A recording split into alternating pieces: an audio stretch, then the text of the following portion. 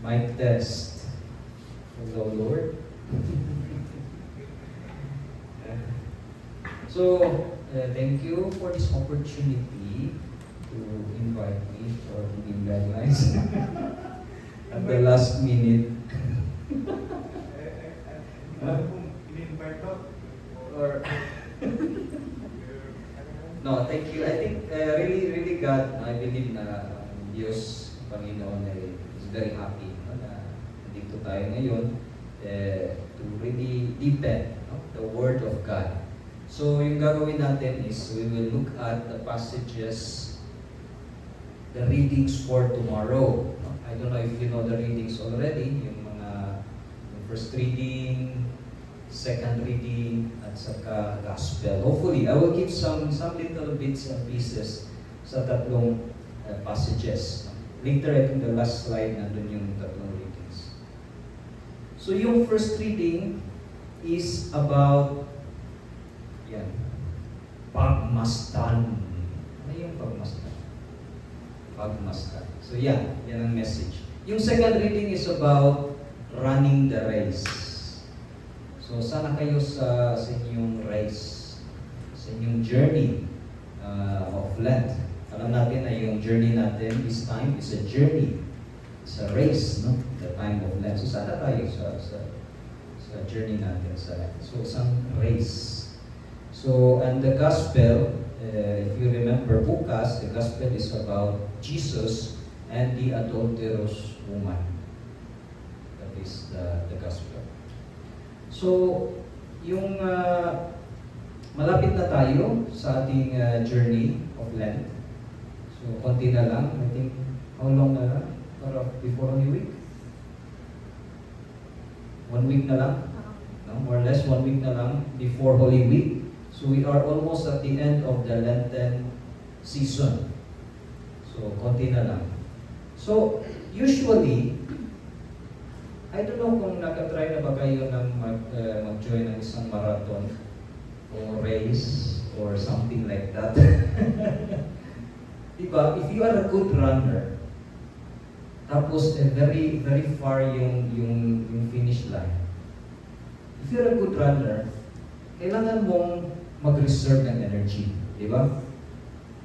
Pag malapit ka na sa finish line, dyan ka ilalabas yung energy mo para you'll be very fast. If you start already running very fast, pag malapit ka na sa finish line, naubos na yung energy mo. You cannot run anymore. So yung mga technique ng iba is, at the last moment, malapit ka na, yun ang time. Labas yung reserved energy mo. So, it's the same also sa ating journey of Lent. Malapit na tayo sa finish line, no? Sa Holy Week. So, ano yung mga bagay na kailangan mong i-intensify? Intensify? Ano yung Tagalog ng intensify?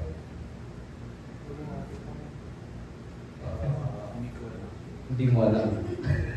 So, I think you understand what I mean, no? Ano yung mga bagay, malapit na tayo, ano yung mga bagay na kailangan mong intensify? Kasi we are close already to the finish line. No? So it's interesting yung the message of the second reading for us. No?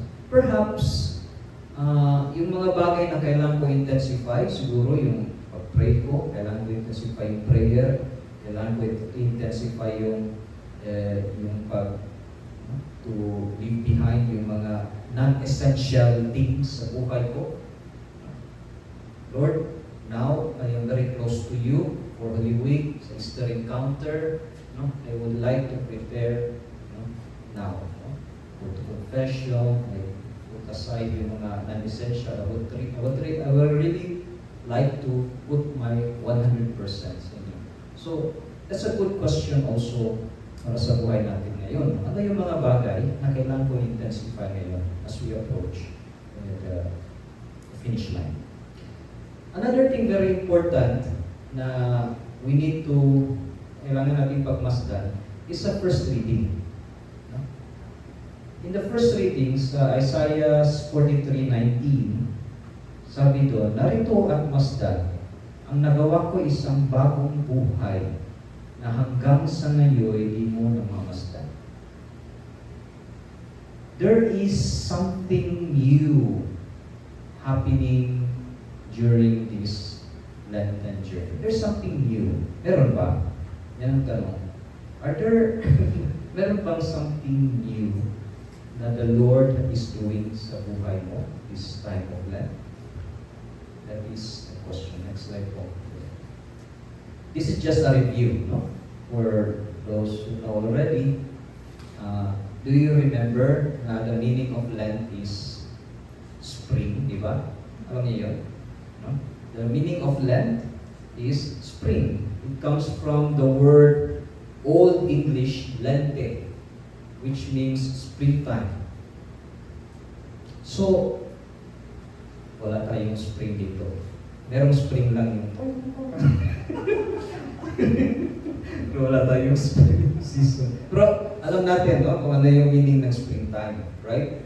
So, yun ang time na galing sa winter. So, everything is dry, everything is somehow dead, no? If you go to Australia, no, you will see winter time. May snow, malamig doon, the trees walang dahon, no? Everything dry. Pero it does not mean that when you see the tree na walang dahon, patay na yun. It's just sleeping, di ba? So, I remember yung movie na The Secret Garden. Nakita niyo yun? Hindi Korean ha? Hindi yung Korean. The Secret Garden, very old movie, mga 1980s, 1990s. Isang movie na may isang bata na very curious. Tapos dinala siya sa isang lumang bahay. Kasi very curious siya, so he explored the house. Hindi siya natakot. Pumunta sa likod, tapos nakita niya may susi. Pero hindi niya alam kung saan susi ito. What kind of door is this? To the point na na-discover niya may secret garden. Tapos may na-meet siyang isang matandang caretaker doon na alam niya yung about sa secret garden. So dinala siya ng caretaker one day sa secret garden. Doon lahat, kasi winter time, doon lahat looks dead, no? All the plants, all dry, it looks dry. Tapos sabi ng bata, no? This is not a garden. Kasi it looks like, I don't know, no? Kasi patay lahat eh. Parang patay. And then, the caretaker said, no, it's winter time. So he brought the kid to one tree. He cut the branch. No? And then inside was still green. Kasi it's winter time. When springtime comes, you will notice na lalabas yung mga leaves, flowers, gano'n. So, yun. If you go to Korea now, do you want to go to Korea? If you go to Korea, or to Vietnam, you go to Vietnam. If you go to Vietnam or Korea now, it's springtime. For example, in Vietnam, sa just the sidewalk may mga trees, normal trees, pero pag springtime na, beautiful flowers, no? Parang cherry blossoms. Nakikita niyo doon, maraming mga girls picture, selfie, Instagram. Okay, so that's the normal thing that happens. In Korea, also the same. No? My Korean friends, they send me a picture of the cherry blossoms just outside the office. No? And said the whole street full of beautiful flowers. Tapos I was joking, wow, so beautiful your country. No? Poor one, no? The one who will clean afterwards, no? When all the flowers will fall down. So anyway, so yun ang springtime, okay? Springtime is a time to pagmasdan natin kung ano yung mga details of life. No? Kasi hindi yan nagpo-fully bloom. When springtime comes, hindi yan nagpo-fully bloom muna. Maliliit pa yan. We need to be attentive of the details of new life. So, in the same way, sa time of Lent, kailangan natin pagmasdan yung mga detalye ng pagbabago. Yung mga details of life. So, ano yung mga pagbabago na nakita niyo ngayong time of Lent? So, I want you to ponder and to pray about it. No? During this time of Lent, ano ba yung difference from last year? Last year, meron din Lent, di ba? But this year, what is the difference? Ano yung mga pagbabago? Of course, there is, no? Matanda na ako. Maybe last year, I was still, I don't know, running around. Now, I am more prim and proper. Okay? Anyway, so, no, I'm not talking about that. I'm talking about kung ano yung mga pagbabago na ginawa ng Diyos sa buhay niyo during this time of life. I don't know about you, but just to share to you my pagbabago. No?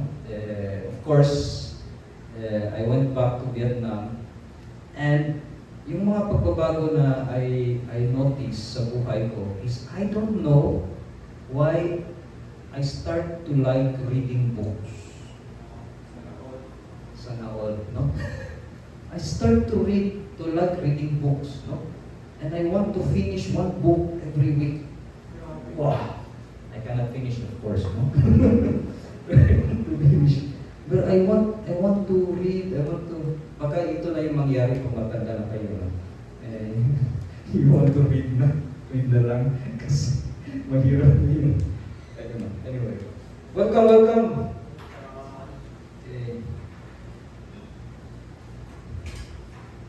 Okay, take a seat. So yun ang question. Ano ang mga pagbabago na nakita ninyo ngayon? Ano yung mga pagbabago ginawa ng Diyos sa buhay niyo this time of life? Pagmasdan.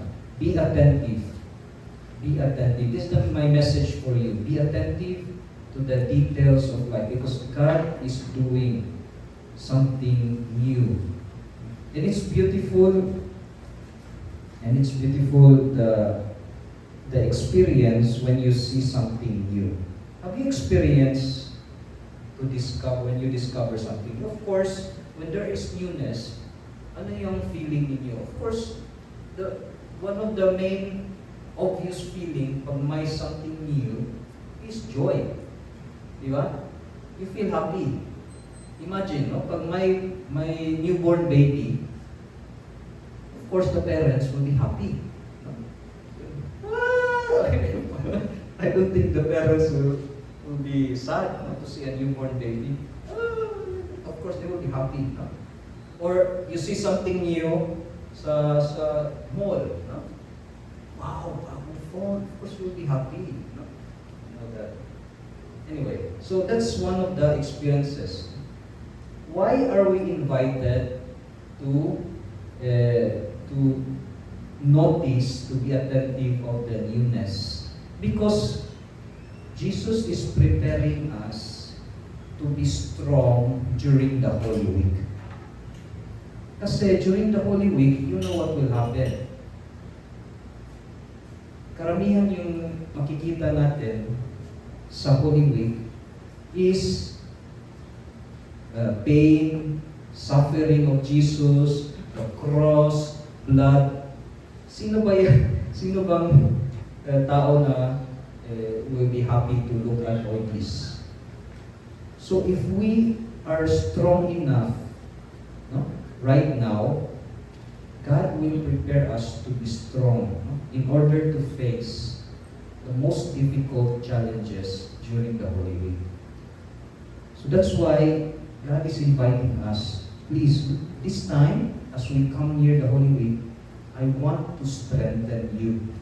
I want to give you courage because I know that it's so easy during the Holy Week na we will run away.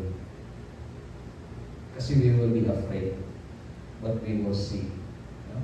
So this time is like a time wherein God is strengthening our faith. Kasi pag, I don't know about you, pag may makita tayong a little bit of suffering, we run away. Diba? That's the automatic reaction. konting sugat, konting sakit, I run away. I hide or I run away or I keep quiet or I blame, no? Blame everybody. No? So ano yung mga bagong things na the Lord is helping you to see this time? No? And it's interesting because sabi dito, I will open a way in the desert. Ang mga nangyari noong unang panahon, ilibing sa limot. Wow! Forget about the past. Let us go forward to what is ahead. I am making something new. Do you remember the movie The Passion? Nung si Jesus was falling down, no? And then Mother Mary was running. Nakita niyo? Wanting to help Jesus out. Ano yung sinabi ni Jesus? Sabi ni Jesus, I am making something new. And Mother Mary was surprised. Right now, I am making something new. Many people don't see that. No? Kasi yung nakikita lang is all suffering. Kasakit. No? Sakit sa But, even Mother Mary at the beginning didn't see that. No? Pero when she listened to Jesus, when she was close to Jesus, Jesus told her, right now, I am making something new. So, ano yung message sa atin ngayon? God wants us to be accustomed to see the newness that He is doing in the midst sa karamihang sufferings, no? In the world today. It's not easy to see what God is doing. So right now, God is inviting us, no? Be accustomed to see the newness that I am doing. Be accustomed. Do not be panic immediately, no? By the suffering na yung makikita, no? In the world today. So, I was laughing the other day kasi when I was reading the first reading, it talks about animals. Sabi dito, yung mga animals, wala. So, sabi dito, yung mga wild beasts. Ano ba yung sinabi dito na animals? Sa disyerto. So, in the desert, there are many animals. Yung mga animals, wild beasts, will start to give thanks to God. Sino yung mga wild beasts? So, sabi ko, may mga wild beasts. Baka ako yun. No? I'm a wild beast. So sabi na, ano yung mga bagong bagay na nangyari? Yung mga wild beasts daw, I'm starting to thank the Lord. So maybe that's me. No? There are changes now in our lives. So if you see yourself as a wild beast, don't worry. God will make you into a cute cat. If you are a tiger, God will make you into a cute cat. Okay. Yun. Okay, that's one message, no, for us. Next one. And it's very important, kailangan natin ang desert. Remember, we are in this journey, pero kailangan natin ang desert to be able to see yung mga details of what God is doing. Kapag we are walking with so many things around, so many distractions, it's difficult to see God. But if you look at the picture, makikita mo yung taong naglalakad. Kasi nasa desert. No? But if you are walking, I don't know, in the city, with so many people, so many buildings, you cannot identify sino yung who's walking to you. No? Or you are following. It's so difficult. So that's why in this land, it's really a wonderful time to be able to follow Jesus and to see who is the one in front of me. So kailangan natin yung moments of desert. Moments of desert, yung talagang wala, no?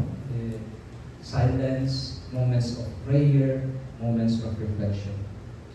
Learn to be attentive, pagmasdan ng details of life in the middle of the desert. So yeah. And the next we will go to the gospel. We will watch a video because the gospel is about Jesus and the adulterous woman. So we'll watch a video about, a short video now, during the Passion of the Christ.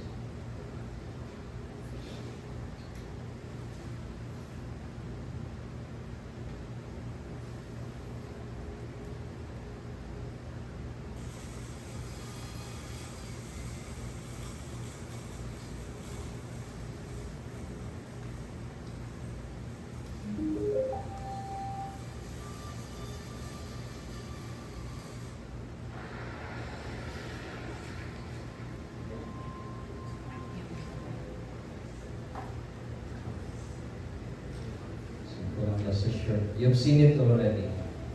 Just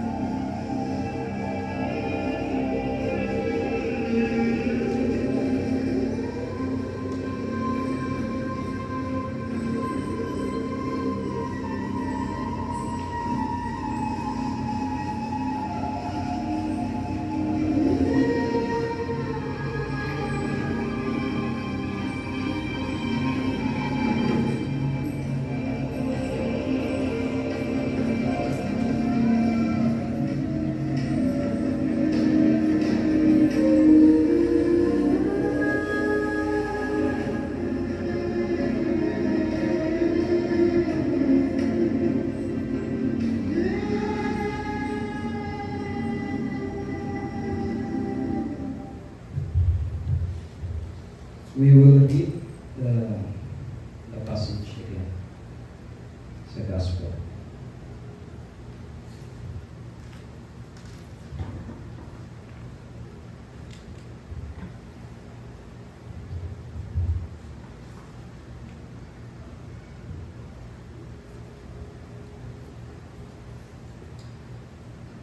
At umuwi na ang bawat isa.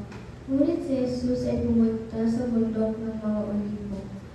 Kinaumaga ay nagbalik siya sa templo. Lumapit sa kanya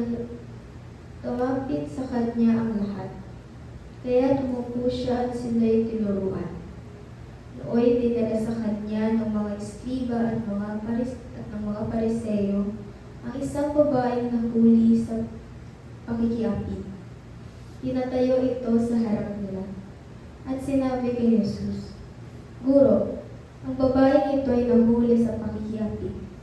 Ayon sa kautusan ni Moises, dapat batuhin hanggang sa mamatay ang mga gaya niyo. Ano ang masasabi mo? Itinanong nila ito upang subukin siya, nang may maisumbong sila laban sa kanya. Ngunit yumuko si Jesus at sumulat sa lupa sa pamamagitan ng daliri. Ayaw nilang tigilan ng katatanong si Jesus. Kaya't sila'y tinignan niya at Sinabi ang ganito, "Sino man sa inyo na walang kasalanan ang siyang maunang bumato sa kanya." At muli siyang yumuko at sumulat sa lupa. Nang marinig nila ito, sila isa-isang umalis. Simula sa pinakamatanda, walang naiwan kundi si Jesus at ang babaeng naroon pa rin sa harapan niya. Tinignan siya ni Jesus at tinanong, "Nasaan na sila? Wala bang nagparusa sa iyo?" "Wala po, Ginoon," sagot ng babae. Sinabi ni Jesus, "Hindi rin kita parurusahan. Humayo ka at huwag nang magkasala."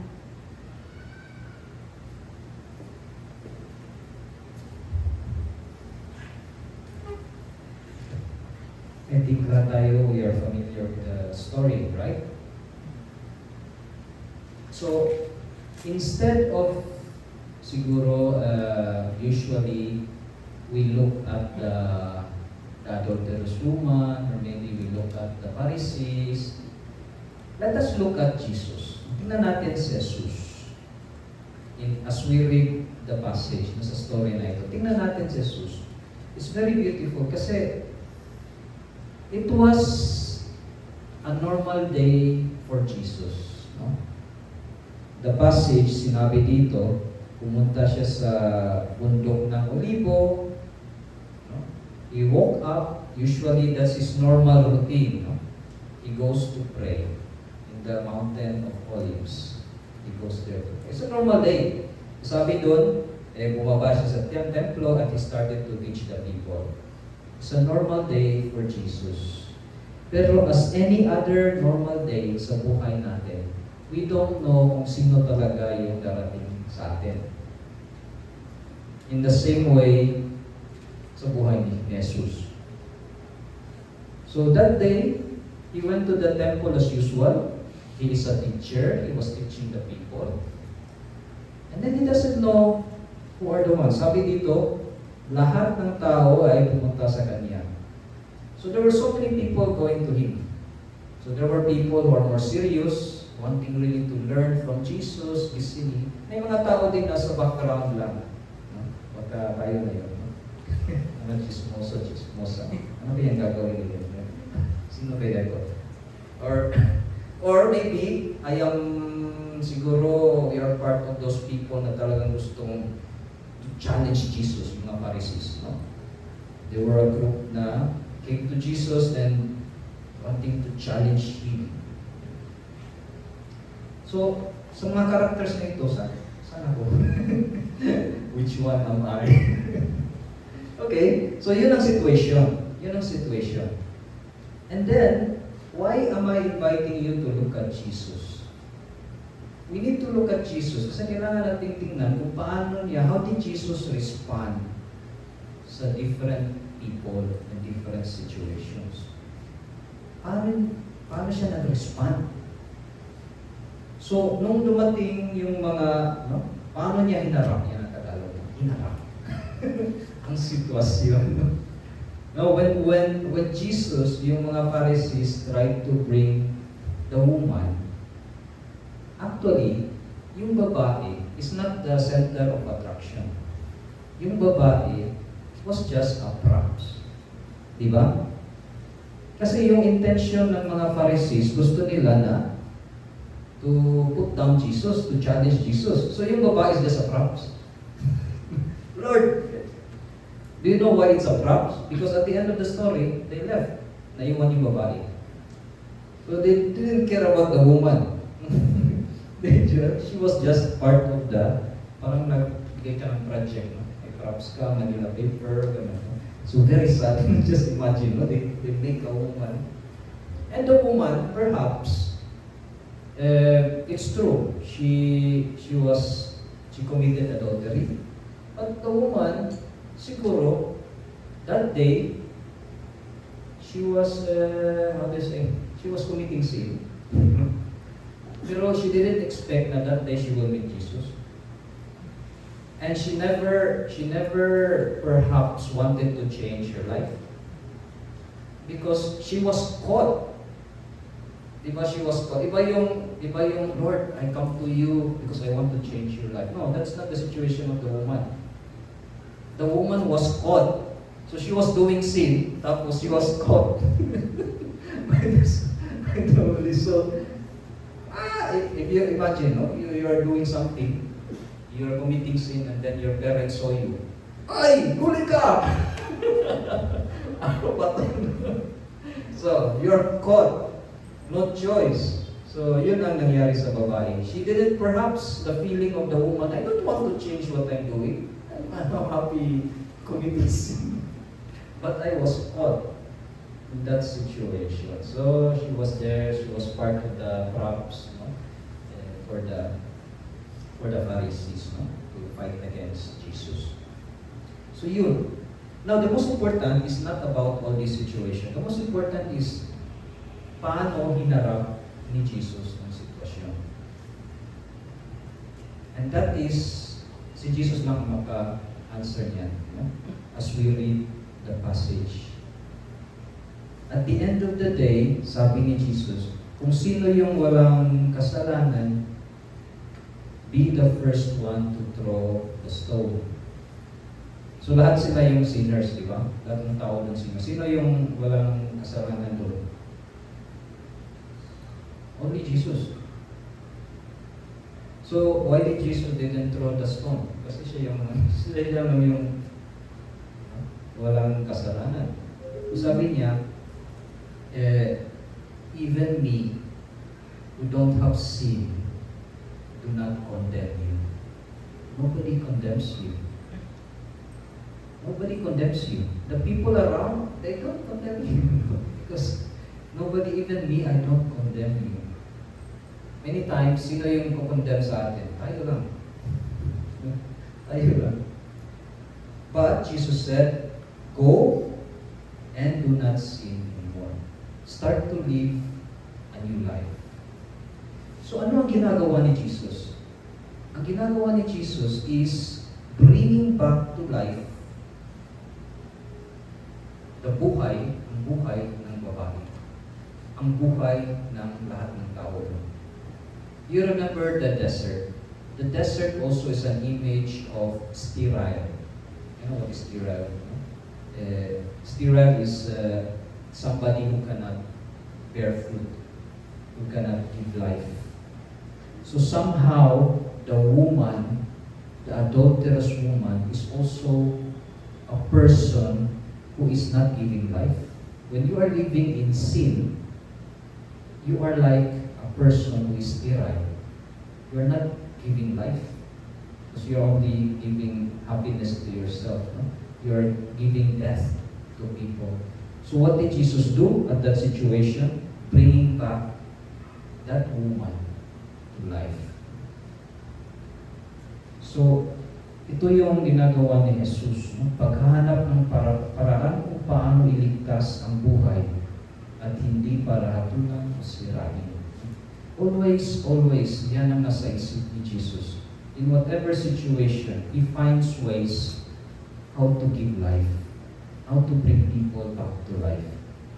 Not to destroy life, not to judge or condemn, but find ways how to live life. So, this is my question to you.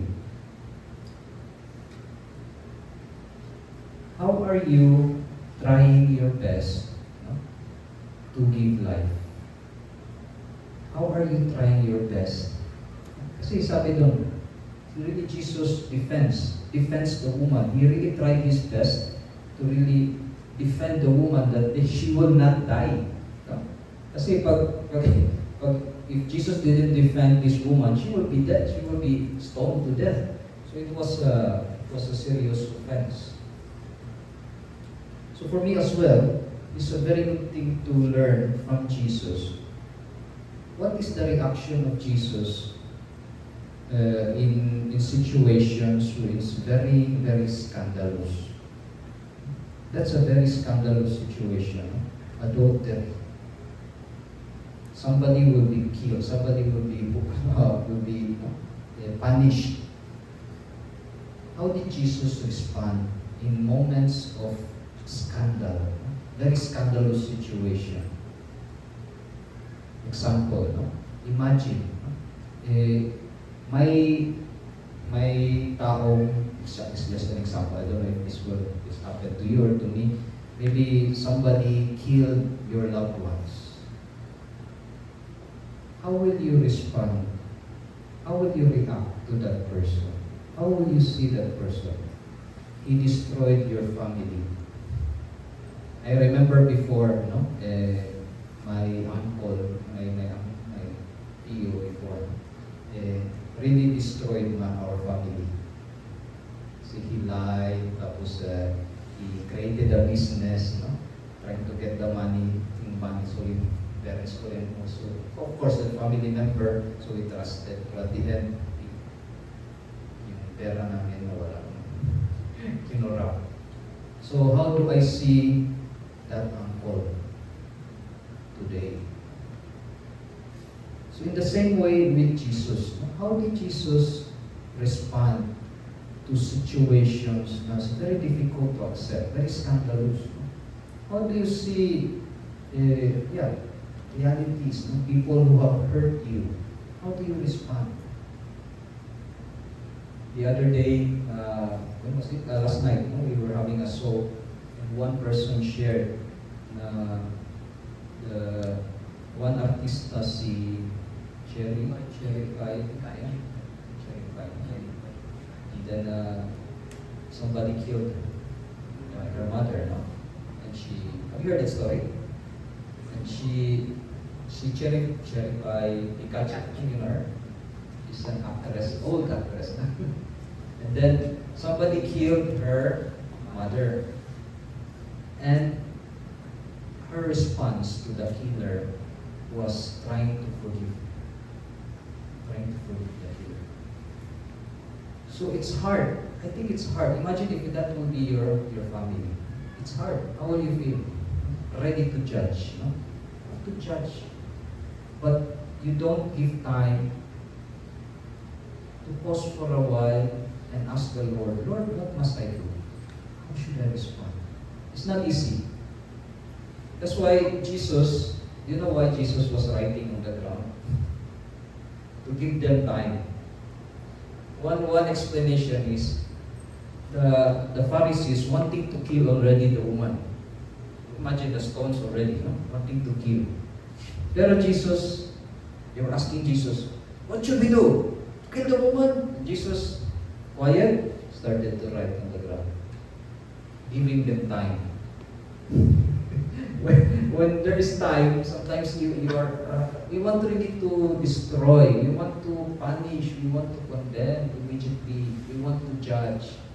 But Jesus, many times, He gives us time. Don't rush. Don't rush. So I think it's a message as well for us. We are like wild animals, like the first lady, who wants to eat already, wants to attack, he wants to kill. But Jesus, stay calm. Let me write on the ground first. I don't know what he wrote on the ground. Hindi natin alam kung ano yung sinulat niya, walang sinabi. Ano yung the ground. But I believe the more Jesus was writing there, it's a message that Jesus is giving us time to be able to think well.